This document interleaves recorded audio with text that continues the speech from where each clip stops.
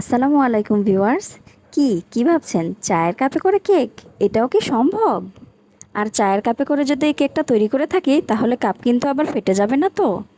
সব থেকে অবাক করার বিষয় হলো, এই কেকগুলো আমি চায়ের কাপে করে মেপে চায়ের কাপের মধ্যেই তৈরি করেছি, তাও আবার কিন্তু চুলায়। চায়ের কাপে করে যে এত সুন্দর এবং সহজভাবে কেক তৈরি করা যায়, আমার মনে হয় না যে আমি এর আগে কখনো এত সহজে এরকম করে কেক বানিয়েছি। আর বানানোর পর এগুলো খেতে এতটাই সফট এবং ইয়ামি হয়, যেন মনে হয় যে মুখে দিলেই গলে যাবে। আর আপনারা যদি একবারও বাসায় ট্রাই না করেন, তাহলে কিন্তু আপনারা কখনোই বুঝতে পারবেন না। তো ভিউয়ার্স, আমার হাতে যে চায়ের কাপটি দেখতে পাচ্ছেন, আজকে আমি এই কাপ দিয়ে মেপে কেক বানাবো। কেক তৈরি করার জন্য প্রথমে একটি ব্যাটার তৈরি করতে হবে। তো এই জন্য আমি রুম টেম্পারেচারে থাকা একটি ডিম ব্লেন্ডার জগের মধ্যে দিয়ে দিয়েছি। আর এরপর দিয়ে দেব 1 কাপ পরিমাণ চিনি। চিনিটাও কিন্তু আমি এই কাপের সাহায্যে মেপে দিয়েছি। আর এখন আমি একটি লেবু নিয়ে একটি গ্রেটার মেশিনের সাহায্যে লেবুর খোসাটাকে আস্তে আস্তে করে, আর এটা দেওয়ার কারণে কেক থেকে খুব সুন্দর একটি স্মেল আসবে। আর এটি দেওয়ার কারণে কেকটা কিন্তু খেতে খুবই ভালো লাগে। আর আমি এখানে পুরো একটি লেবুর খোসা গ্রেট করে দিয়েছি। আর তার সাথে দিচ্ছি 1 চা চামচ লেবুর রস। আর দিয়ে দেবো হাফ কাপ কুকিং অয়েল। এখানে আমি হাফ কাপের মতন লিকুইড মিল্ক নিয়েছি। তো এখান থেকে আমি অর্ধেকটা পরিমাণ এখন ব্যবহার করব, আর বাকি অর্ধেকটা আমি পরে ব্যবহার করব। এখন ব্লেন্ডারে ঢাকনাটা লাগিয়ে খুব ভালো করে এটিকে ব্লেন্ড করে নিতে হবে। একদম একটা স্মুথ টেক্সচার না আসা পর্যন্ত এটাকে ভালো করে ব্লেন্ড করে নিতে হবে। আমি আজকের কেক তৈরির ক্ষেত্রে কোনো প্রকার ভ্যানিলা এসেন্স ইউজ করব না, এই জন্য আমি লেবুর খোসা এবং লেবুর রস ইউজ করেছি। তো দেখতেই পাচ্ছেন আমার খুব স্মুথ একটি মিক্সচার চলে এসেছে।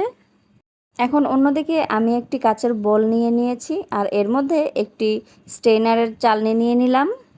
এখন আমি সেই চায়ের কাপ দিয়ে মেপে 2 কাপের মতন এখানে ময়দা দিয়ে দিচ্ছি।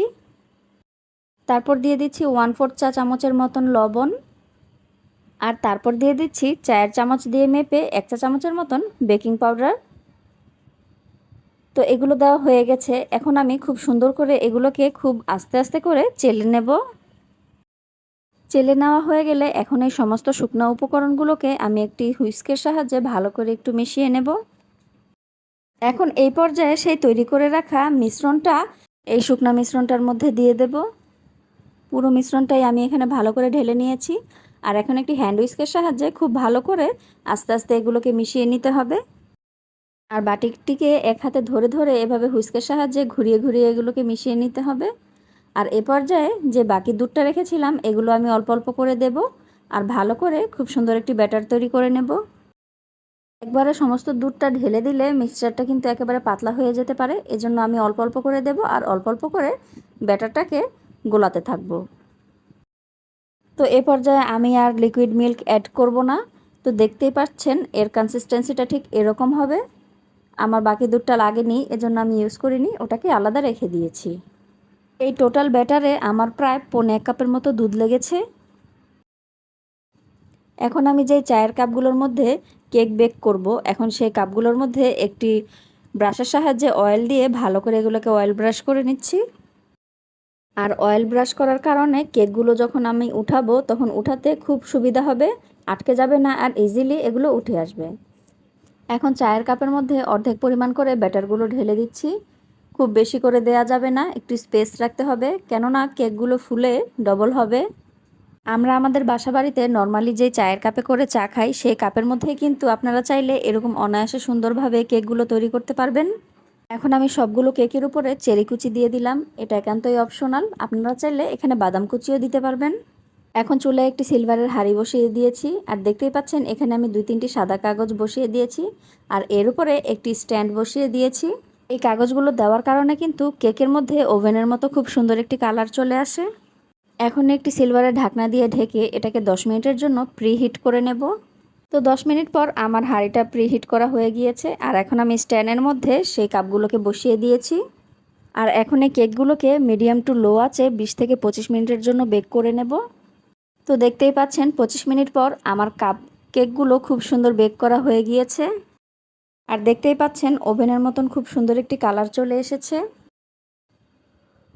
আপনারা চেষ্টা করবেন সিলভারের হাঁড়িতে আর সিলভারের ঢাকনা দিয়ে ঢেকে এই কাপকেকগুলো তৈরি করার, তাহলে কিন্তু খুব সুন্দর একটি কালার আসবে। নর্মালি কাচের ঢাকনা দিয়ে ঢেকে কেক বেক করলে এরকম সুন্দর কালার আসে না। এই যে দেখতেই পাচ্ছেন তুলোর মতন সফট এবং স্পঞ্জি একটি কেক তৈরি করে ফেললাম খুব সহজেই, আর একদম চায়ের কাপে মেপে। আপনারা চাইলে চামচ দিয়ে এভাবে কেটে আর নয়তো ছুরি দিয়ে চারপাশ থেকে ঘুরিয়ে উঠিয়ে খেতে পারেন। আমার কাছে মনে হয় এর চাইতে সহজ কেক বানানোর রেসিপি আর কোথাও নেই। আপনারা চাইলে সকাল কিংবা সন্ধ্যার নাস্তায় অথবা বাচ্চাদের টিফিনে এরকম সুন্দর একটি কেক বাসায় বানিয়ে দিতে পারেন। আর এরকম করে একবার কেক বানিয়ে খাওয়ালে আপনি হয়ে উঠবেন সবার প্রশংসায় পঞ্চমুখ। এই কেকটা থেকে খুব সুন্দর একটি লেমন ফ্লেভার আসে, আর যেটা খেতে খুবই ভালো লাগে। আমার আজকের এই সহজ কাপকেকের রেসিপিটা আপনাদের কাছে কেমন লেগেছে তা অবশ্যই আমাকে কমেন্ট করে জানাবেন। আর আমার চ্যানেলটিকে সাবস্ক্রাইব করতে কিন্তু ভুলবেন না। অবশ্যই চ্যানেলটিকে সাবস্ক্রাইব করে রাখবেন আর পাশে থাকা বেল আইকনটিকে প্রেস করে রাখবেন। আর লাইক কমেন্ট শেয়ার করবেন অবশ্যই। আজকের মতন বিদায় নিচ্ছি।